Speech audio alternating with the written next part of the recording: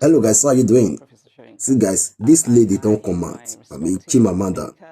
So a lot of you know Chimamada. She's an author, a novelist, and she's a literature. She have won so many Nobel Prize across the world. She's an international figure. And of recent, she wrote a letter to the president of the US, Joe Biden, and it was telling the US president, why did they congratulate the president-elect of Nigeria? Because the US always claim that they are the mother of democracy. And in the letter, the lady was asking them, if you say you are the mother of democracy, then why are you supporting undemocratic process? So, as a democratic nation, every election is supposed to be based on the platform of democracy. We're supposed to be on a platform of democratic process, not INEC majority the name of someone and they do its election. So the woman wrote the letter, and before you know, boom, APC don't take over. And APC begin to fire her from left centers, and they even begin to call her a tribal bigot and so many other things. So in this interview with Channels Arise Television, so she came to set the record straight. Guys, I don't want to waste your time. Just listen to what he said on this interview. Thank you. I have a lot of love for Professor Soyinka. I admire him. I respect him as a thinker, as a writer. I think everyone should read The Man Died, and Ake, his memoir, is beautiful, right? But at the same time, I disagree very strongly with him about this particular issue. And actually, because I respect Professor Soyinka so much, I went back and watched the interview. I had watched it when it aired initially, but I went back and watched it because I thought, am I missing something?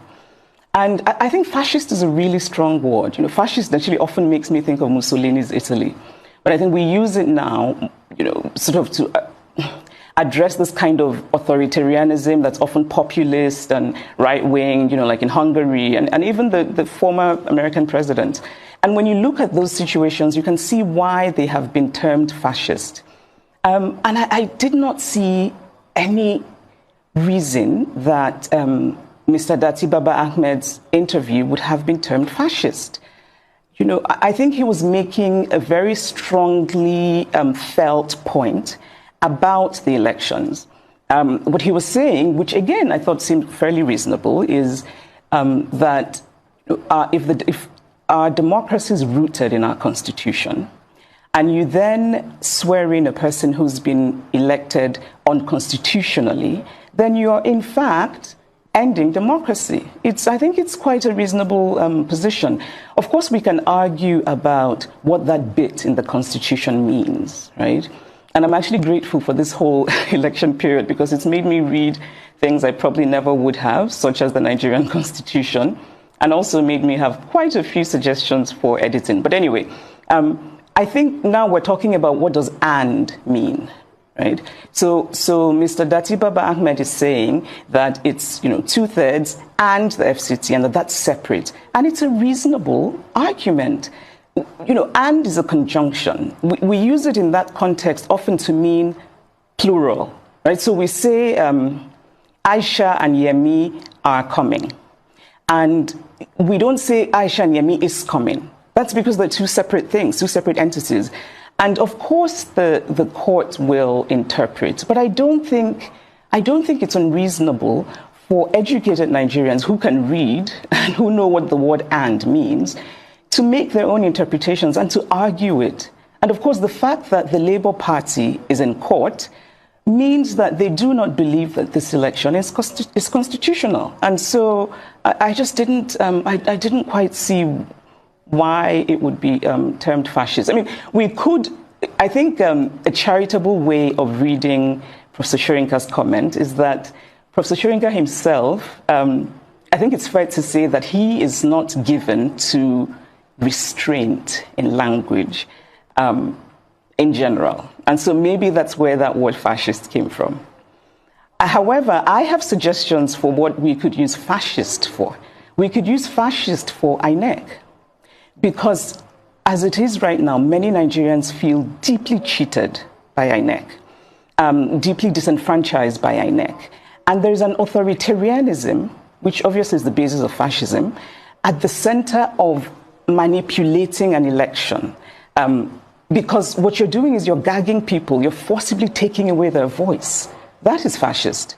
Fascist is all of the violence that happened during the elections. Fascist is the way that some people remain silent about that violence. Fascist is, fascist is a government that hasn't come out to address the very tangible and palpable discontent in this country. I think that, and when I say that we can use fascist for INEC, what I mean is the fact that, so many of us, including myself, are convinced that this was not in any way technological glitch. I think that Professor Yakubu had an opportunity for heroism, and I think he wasted it spectacularly. Because he could very easily have become the hero of not just Nigerians, but Africa, because so many Africans are watching. They were so inspired by what happened before this election and the obedient movement.